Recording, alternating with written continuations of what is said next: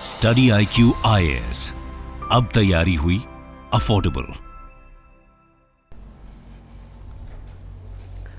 China massive सोचता है और मैसिव ही चीजें खड़ी करता है। थ्री गॉर्जेस डैम कहा जा रहा है कि अर्थ की रोटेशन को स्लो डाउन कर रहा है।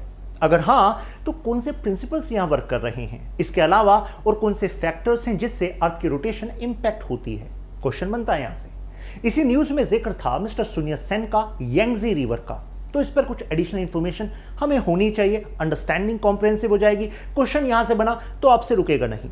मिस्टर सुन यत सेन, कहानी इस डैम की यहां से शुरू होती है। 1919 में उन्होंने एक आर्टिकल लिखा कि देखिए चाइना में इंडस्ट्री को डेवलप करने के लिए यहां यांगजी रिवर पर एक डैम बनाना पड़ेगा। इसका नाम थ्री गॉर्जेस क्यों पड़ा? गॉर्जेस ज्योग्राफिकल फीचर है, दो बड़े क्लिफ्स के बीच में एरिया जो वेदरिंग से या इरोजन से बना होगा। यहां से रिवर पास थ्रू होती है, जैसे यहां से यांगजी रिवर आपको दिख रही होगी। तीन गॉर्जेस हैं, एडजेसेंट हैं, यहां पर यह डैम बना हुआ है। सुन यत Sen, three principles of the people, मैंने कहा था एडिशनल इंफॉर्मेशन होनी चाहिए। सेनमिन डॉक्ट्रिन, ये ताइवान का नेशनल एंथम में भी है और ताइवान के फादर ऑफ नेशन कहे जाते हैं मिस्टर सुन यत सेन। ठीक है, ताइवान चर्चा में, सुन यत सेन चर्चा में, लिंक ध्यान रखिएगा। क्या है ये तीन principles? Nationalism, democracy, livelihood of the people, यानी कि राष्ट्रवाद, लोकतंत्र और लोगों के जीवन यापन का साधन, ये हमारी प्रायोरिटीज होनी चाहिए। अगर ये है तो देश मजबूत हो जाएगा, ये इनका मानना था। तो ये इनका नेशनल एंथम है। चाइना का नेशनल एंथम क्या है? जैसे हमारा जनगण मन है, तो चाइना का मार्च ऑफ द वॉलंटियर्स। तो मैच द फॉलोइंग करके आए तो ध्यान रखिएगा। यांगजी रिवर चर्चा में है, तिब्बत से निकलती है। सोर्स कहां है? तिब्बत है। जाती कहां है? ईस्ट चाइना सी में। तो ट्रेजेक्ट्री क्या है? टुवर्ड्स ईस्ट है, ध्यान रखिएगा। यांगजी डेल्टा जो है ये चाइना के जीडीपी में 20% कंट्रीब्यूट करता है। यांगजी लॉन्गेस्ट रिवर है एशिया की और सबसे बड़ी ऐसी रिवर है जो एक ही देश से बहती है। अब एक क्लेम यह भी है कि यह डैम स्पेस से देखा जा सकता है, हालांकि जो क्लेम है यह सही साबित नहीं हुआ। इस डैम के बारे में बात करें तो 5,10,000 टन स्टील इसमें लगी थी। पर्सपेक्टिव में रखने के लिए ये 60 आईफिल टावर बना सकते हैं इस स्टील में, तो यानी कि मैसिव डैम है। हाइट देख लीजिए, लेंथ देख लीजिए। अब प्रायोरिटी क्या थी, मतलब क्या अचीव करना चाह रहे थे? तीन चीजें अचीव करना चाह रहे थे। एक तो फ्लड कंट्रोल, एक हाइड्रो पावर जनरेट हो जाएगी और तीसरा नेविगेशन के लिए यूजफुल रहेगा। तो थ्री गॉर्जेस डैम है और तीन ही प्रायोरिटी है, आसानी से याद रहेगा आपको। अब फ्लड कंट्रोल क्यों?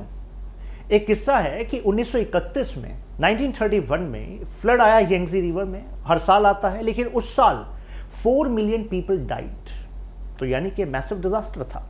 तो अब ये डैम बन गया है, तो अब वो फ्लड की सिचुएशन नहीं होती है।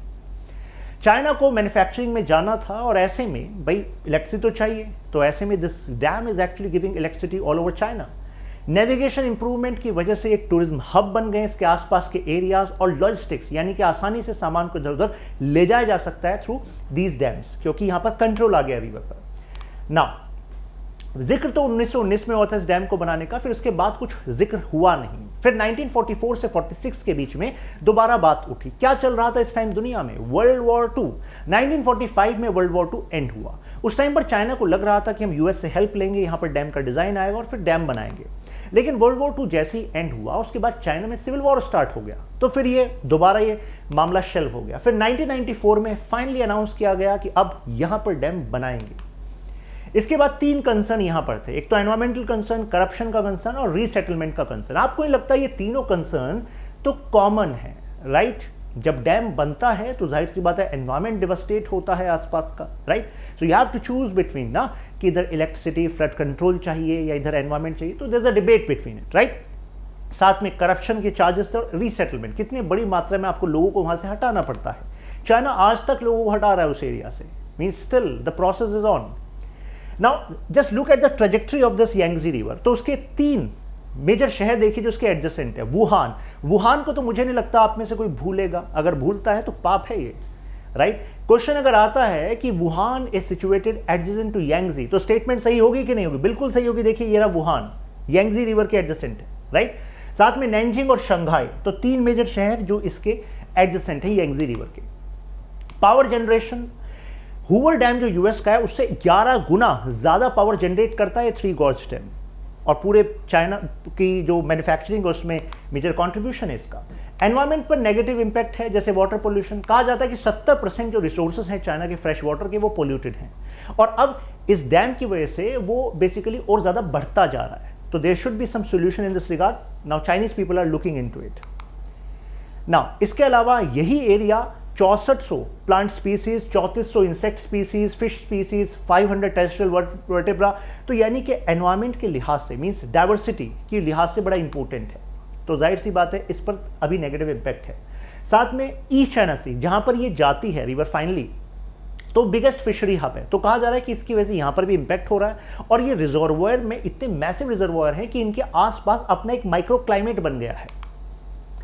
सो अब मुद्दा है कि क्या सही में अर्थ की रोटेशन स्लो डाउन हो रही है इसकी वजह से? तो नासा ने कहा हाँ है, तो बात तो सही है, झूठ नहीं बोल रहे हैं, लेकिन हो क्यों रही है? इनर्शिया की वजह से। जैसे आपको एक एग्जांपल देता हूं, मान लीजिए एक बॉल है मेरे पास और वो ऐसे रोटेट हो रही है, ठीक है, और उस बॉल पे एक ट्रेजेक्ट्री में वाटर फ्लो हो रहा है, ट्रेजेक्ट्री में वाटर फ्लो हो रहा है, ठीक है। अब मैंने क्या करा, उसी बॉल के एक साइड एक डैम बना दिया, ठीक है, और वहां पर मैंने वाटर को रख लिया और वो मैसिव रिजर्वोयर है, ठीक है। तो आपको ही लगता कि ऐसे में जो रोटेशन है उस पर कुछ तो इंपैक्ट होगा, राइट? तो सेम प्रिंसिपल यहां पर वर्क कर रहा है, इनर्शिया का प्रिंसिपल वर्क कर रहा है।